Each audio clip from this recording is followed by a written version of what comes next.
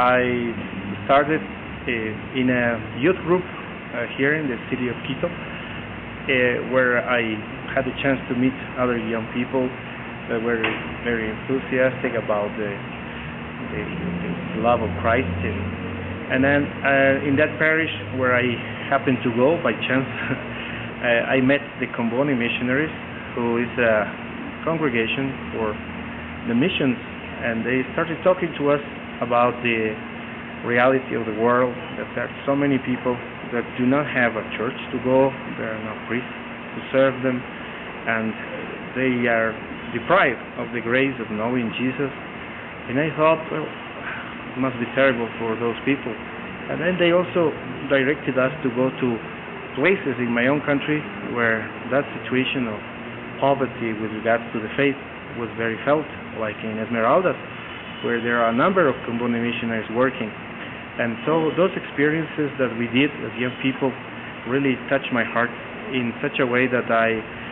when I finished my secondary school, I asked what could I do to be one of them. I did my studies here in Quito, and after a couple of years they sent me to the novitiate, and it was a moment in which I kind of deepened my missionary call, and I took my vows. And when one takes the vows, they ask you, where would you like to work? And I said immediately, well, I would like to work in Africa, and so I would like to study in Africa if that's possible. And that was one of the possibilities that the missionaries offered us. And so it was so nice that another companion, another Ecuadorian, asked for the same thing. So we were the first group actually to go and study in an African country, actually in Kenya. I'm very happy to be a missionary so far, and I thank God for having called me, and I hope to continue doing that kind of work. At the moment, I'm actually here in Quito working with mission animation and vocation promotion among the youth, and that's also a very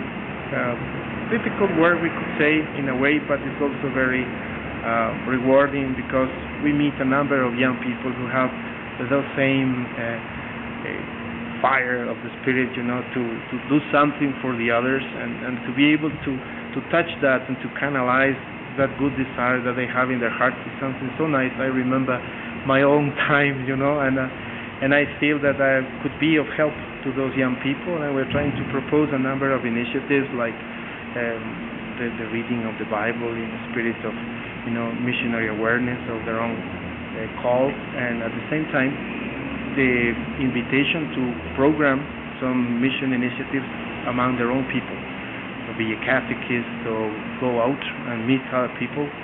somewhere far where they have never had the opportunity to learn those things. So these are the kind of activities that we are trying to do with the young people, and we hope they will have a good effect on them. Okay, to someone who is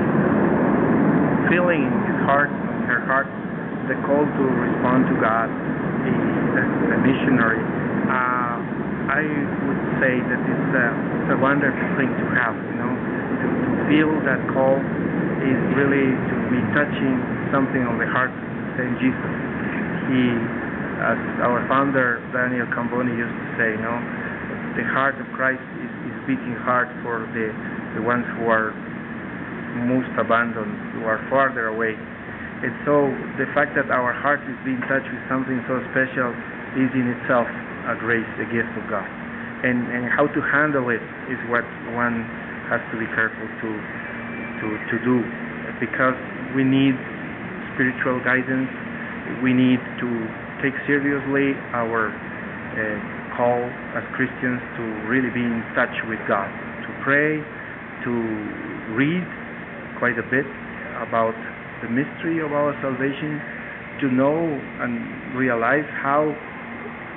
beautiful, how profound is the gift of a God who has sent us His own Son in a mission to save us and to give us the Spirit in order that we would be able to do what He did. There is no greater love than to give one's life to the ones one loves, and that's something so profound, so beautiful. And we young people, we really like to be in love, and that's something that we have to ask the grace of Jesus to keep ourselves always in the love that He has given us. And that's one of the things that I have felt in my own vocation. You know, I have experienced troubles and difficulties, but I have sensed that the love of God is somehow upholding me. And that's what I would say to any young person who is feeling this Christian call, not to give much importance to our doubts and to our fears, but really to center ourselves into the heart of Jesus and to look for Him in prayer and to look for spiritual guidance as well in order to see the road ahead, with a lot of hope and joy as well.